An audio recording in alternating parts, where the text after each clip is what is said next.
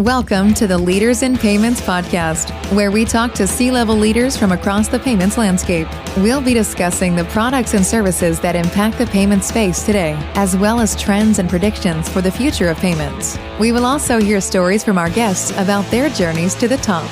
It's incredible how far-reaching payments technologies are going. I mean, agriculture, again, being one of the last places. We're finally arriving where it makes sense that we should be talking about why the paper check still exists. But kudos to those who kind of blazed the path before us. Some of our technology stack relies on some of these partners in the space. We would have a much heavier lift if we would have started 5 or 10 years ago on payments. And so kudos to those who are making impact here in this space, and proud to say we're joining in on the party.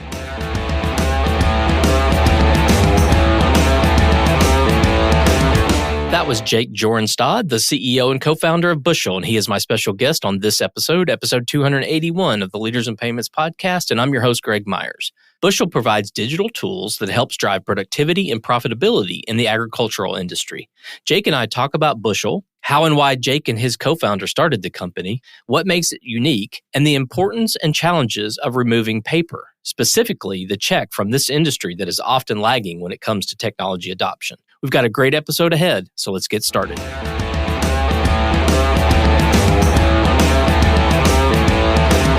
Hi, Jake. Thank you for being here, and welcome to the Leaders in Payments podcast. Hey, Greg. Thanks for having me on. Absolutely. So let's dive right in. If you don't mind, tell our audience a little bit about yourself, maybe where you grew up, where you went to school, where you currently live, a few things like that. So I am from the great state of North Dakota. I grew up right in the middle north of the state, about 10 miles from the Canadian border.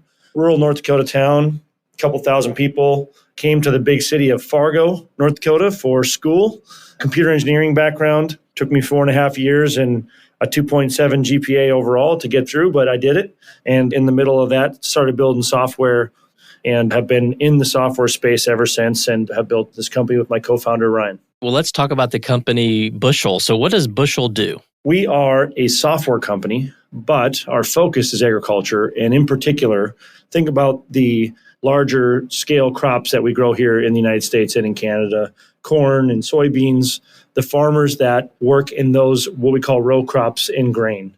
So we help their supply chain partners, these co-ops, elevators. If you've ever driven around in rural America, you see these tall metal silos. Those are our customers a lot of times. And what we do is we build a farmer sort of portal technology that allows their customer, the farmer, to go in and see all the transactions that they're doing with those facilities when they sell their grain, when they purchase their fertilizer. Think about it like when the bank finally came out with a mobile app and a portal for us to see all the transactions we're doing and make deposits.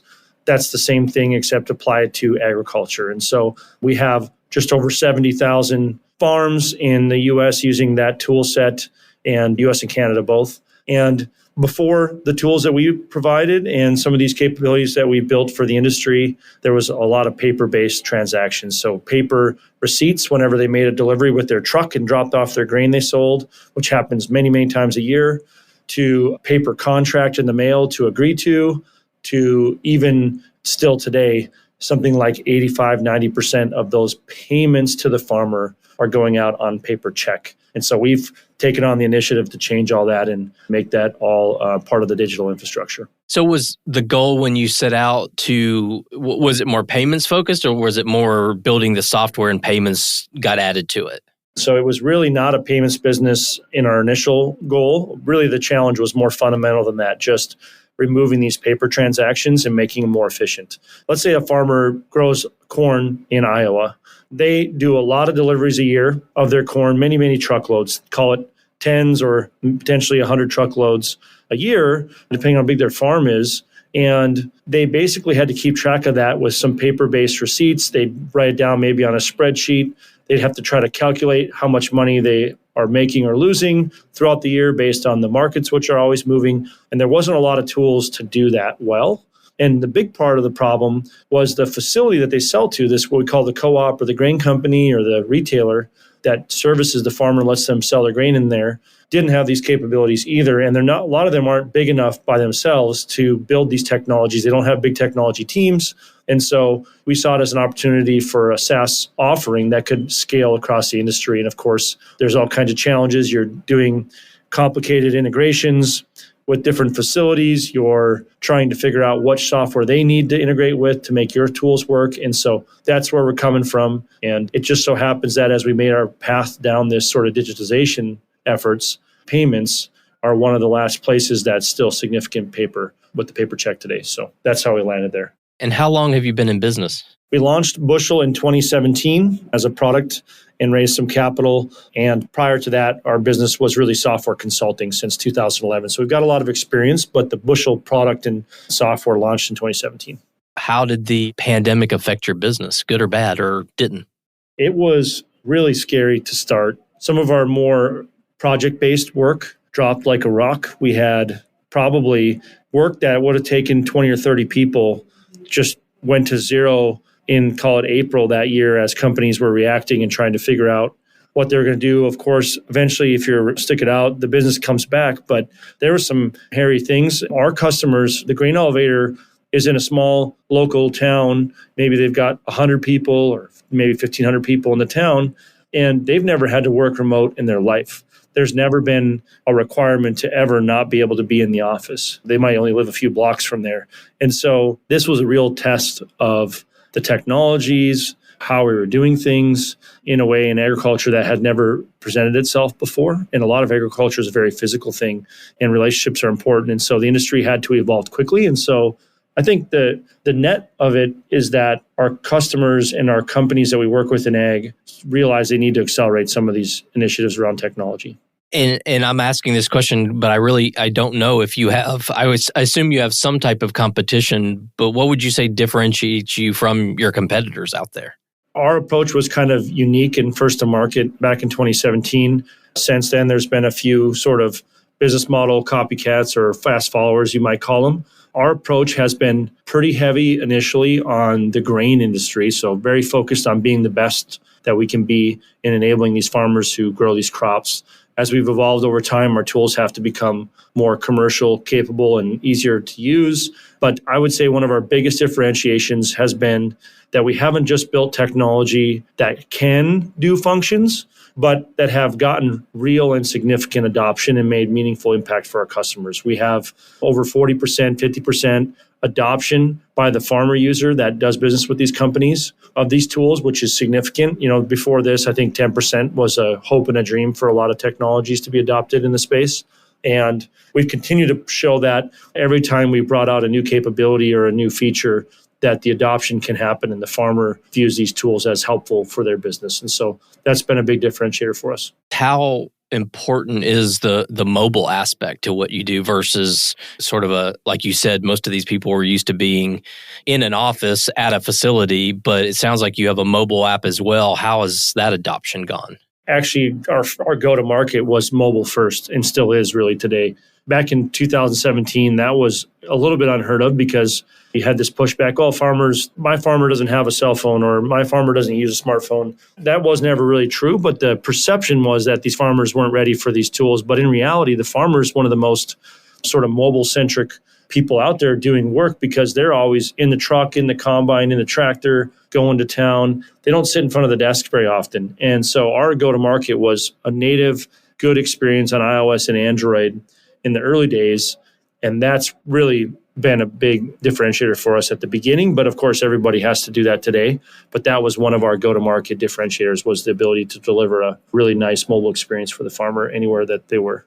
And give us maybe a step through kind of a typical use case, maybe from adoption of the product to how exactly people would use it. And within that maybe use case, calling out sort of where the payments aspect makes the most impact. Think about the farmer. They have a cycle every year. They plant in the spring. So they've got to purchase their seed, chemical and fertilizer, whatever it takes to grow their crop. At the beginning of the year, they put it in the ground, usually in April. And throughout the summer, they're tending it, right? And they're paying attention to it and treating it and doing the right things to keep that crop on track to produce as much as possible and this with the right qualities. And then in the fall, they have to go out and harvest it. So they bring their combine out and they cut it down and they process it and they dump it into a truck, and the truck has to go to town and sell it at the local elevator. And throughout the year, the farmer's got to make decisions on when and how they sell it. And they can sell parts of their crop earlier in the year and later in the year. And as they're doing all that, they've got to keep track of where they're at in their position, what contracts have they done, and what have they achieved so far. And so our tools help them do that. But in the end, the crop that the farmer sells is the main revenue source. It's like their paycheck for the year, but they don't get it until the fall. So it's really important for them to know what they've delivered and the quality, and are they going to get paid the total amount that they expected, and keeping up with those numbers. And of course, we've done all that to make it easy for the farmer, but they got to the settlement where they get paid for that grain, and it was issued on a paper check. So they knew what they were going to get paid and the dollar amount, and our system knew that, but then the facility would print the check and send it in the mail. And then the farmer, who happens to not live in town typically because they're on a farm, has to run to town to deposit that check, and that can be hours and hours of their time a week. And so we saw it as an opportunity to go, you know what, this is call it almost $500 billion of payments to farms in the U.S. a year. This is an opportunity to fix a paper-based process and make it easier, more accessible, and save everybody time. And so we worked on our payments ability to make that part of our program and part of our platform. In the payments and fintech industry, merchants and their customers have increased expectations around omni-channel commerce. So in collaboration with NMI, the fully integrated payment solution built to scale, we've launched the Be Solid campaign, where in this series, we'll explore the ability to accept payments anytime, anywhere, using any device. We'll dive deep into mobile acceptance via contactless, tap on phone, QR codes, wallets, and more. We will hear from companies like Authvia, Cantaloupe, Google, and more. To listen to the latest episodes, visit leadersinpayments.com or nmi.com/resources/podcasts. In a world full of squares and stripes, be solid. Where do you see the industry headed? And you can answer that in terms of the payments aspect specific to your segment, or if you want to answer it from a more broad perspective, that's great too. But where do you see it headed, say, in the next maybe 3 to 5 years? Just like everything in all these other industries outside of ag, eventually the technology adoption happens and the curve happens. But there has been, I would argue, a lag in agriculture where it's just taken longer to get some of these core technologies adopted that you've seen in other industries. Even sometimes you could argue it's slower than healthcare. McKinsey says it's dead last in terms of digitization is in agriculture. And so what our prediction is that the farmer is going to continue to become more impressive and more capable than ever before. The farmer has never been the part of the problem that is lacking in terms of adoption of tools and technology that make their life better. But the facilities really need to change. They have been operating the same for over 100 years, these co-ops and these systems that are out there. And so they're all investing heavily in some of these technologies and tools. And we're going to see a pretty big evolution, I would argue, maybe a revolution in terms of speed of transactions and how often things can be settled out and decisions can be made and then executed on in the ag industry that we have not seen in the last 10 years over the next 5 or 10. And it's because the infrastructure, the digital infrastructure that we're helping build at Bushel is coming online. There's more and more connectivity. We're finally figuring out how to share information better, and it's going to lead to farmers' life hopefully getting easier. They're going to have to do more with less. And our customers, those co-ops and grain companies, they're going to have to do more with less because the labor challenge will exist into the future. And, you know, if you live in rural America, small town, it's not easy to just go and replace somebody. And so technology is one of those few places that you can invest in that doesn't necessarily require more people. And hopefully it allows you to do things with less. And so you're going to see quite a big shift in the next few years there. And our job, in particular on the payment side, is to show that paper checks are not long for agriculture, as they have not been long for most industries, and really get some significant adoption in that area. Do you see a trend towards the older generation retiring and the younger generation taking over the farm and that driving more digital in that space? It's a component of it. We've been talking about it in the ag industry for 15, 20 years, or probably forever, the older generation retiring. The truth is the older generation has taken longer to retire than maybe people expected, and the farmers are working into their 70s and not necessarily passing the farm on yet. But every single day, the new farmer shows up and is taking over things. And although the older ones are still involved, the younger generation's already involved in the farm. They may not run it completely, but they're the ones in charge of some of these technologies. And dad's asking their son to, go and set us up with this account with the Bushel tool. Let's have my son do that. I don't need to learn that. I'll retire in a couple of years. But they're taking over, taking the reins, and it's been happening now. And I would say it'll become pretty obvious in the next few years that the average farmer is very capable of these technologies, kind of regardless of their age. Well, let's switch gears a little bit and talk about you. So tell us about your journey to your role there as the co-founder and CEO, maybe fill in the gap between college and sort of where you are today. Well, we started off, when you're in your early 20s building a software company, you just wear all these different hats as the company evolves. Today, we're over 150 people on the team. When we started, it was just myself, my co-founder, and a few friends that we had hired from college to help us build these tools. And we were a consulting business. I was a project manager. At one point, my team makes fun of it, but I was a designer in the sense of helping design what the screen should look like for a customer. I should have never been doing those things, and I was never a great software engineer. But what I was good at, and I learned how to get better at this skill over the years, is identifying good people and people with the skill sets we needed. And one of the things as an entrepreneur is you can't have a fear of bringing people on that are smarter and better than you are at all these things. Your job every day is to hire people that can do things that you were not good at. And you should only really do the things that maybe uniquely only you can do and do the best. And the rest of it needs to be with your team. And so I think one thing that we've been good at is building a good culture and a good team here at Bushel over the years. And me admitting early on in my career that I wasn't a great engineer, I wasn't a great software person to build the software, has helped me be a better delegator throughout my business journey, I think. Well, what are some things you're passionate about? So maybe one personal passion and one business passion. Well, on the business side, I'm just super passionate about technology adoption in the agriculture space in particular, where I think it's still the biggest opportunity that remains in major industry to adopt.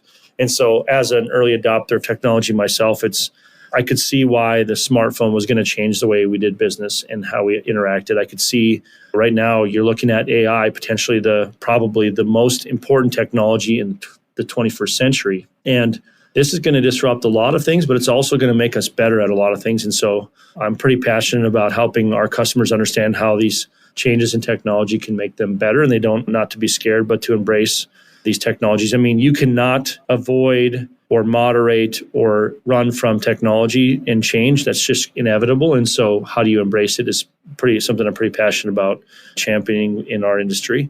And then on the personal front, I have a family, but I also have a hobby. My only hobby that I can afford to have, and I enjoy a lot, is cars. And in particular, I race touring cars in a series called Grid Life here in the United States. So I go to some big racetracks, Road America and Mid-Ohio and Circuit of the Americas in Texas, and I go racing.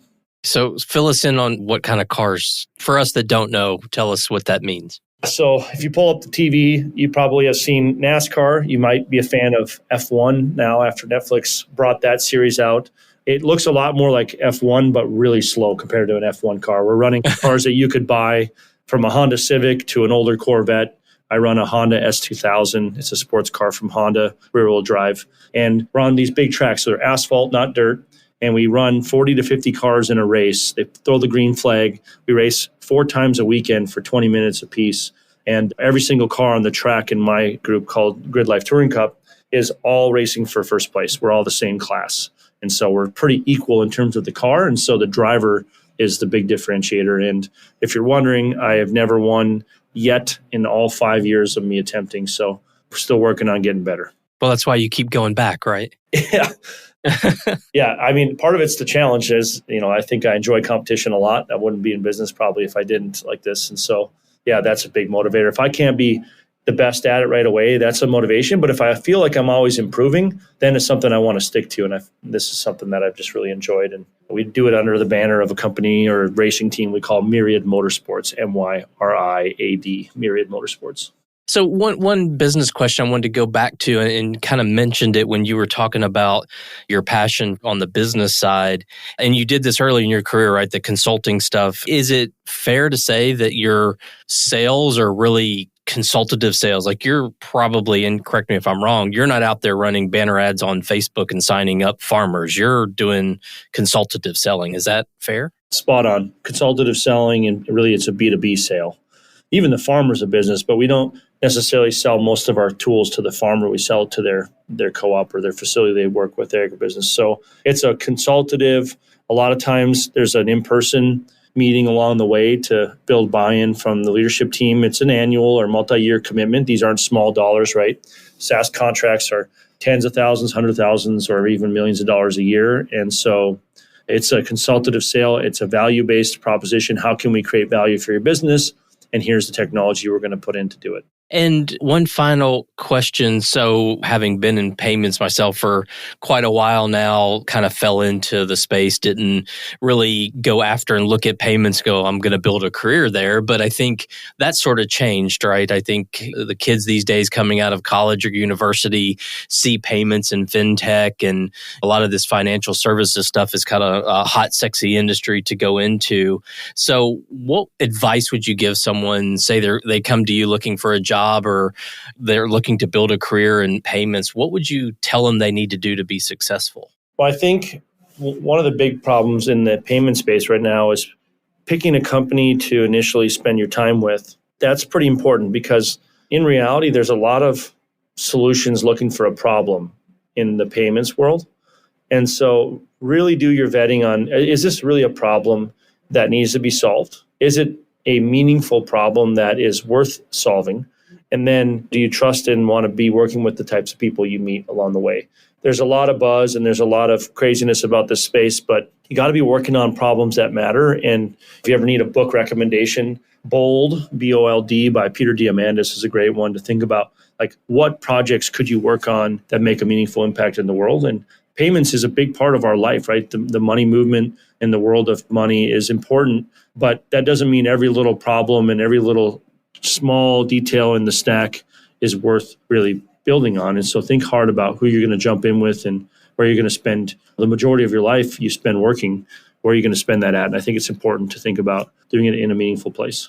I think that's really sound advice. Well, Jake, we've covered a lot of ground so far, obviously about you and the company and the future. Is there anything else you'd like to add before we wrap up the show? Thanks for doing this. And it's incredible how far-reaching payments technologies are going. I mean, agriculture, again, being one of the last places. We're finally arriving where it makes sense that we should be talking about why the paper check still exists. But kudos to those who kind of blazed the path before us. Some of our technology stack relies on some of these partners in the space. We would have a much heavier lift if we would have started 5 or 10 years ago on payments. And so kudos to those who are making impact here in the space, and proud to say we're joining in on the party. Well, Jake, thank you so much for being on the show today. I know your time is very valuable, so I really appreciate you being here. Thanks for having me, Greg, and keep going on the show. I appreciate it. Yeah, absolutely. And to all you listeners out there, I thank you for your time as well. And until the next story. Thank you for joining us this week on the Leaders in Payments podcast. Make sure you visit our website at leadersinpayments.com, where you can subscribe to the show and where you'll find our show notes. If you enjoyed listening, please share on your social channels as well.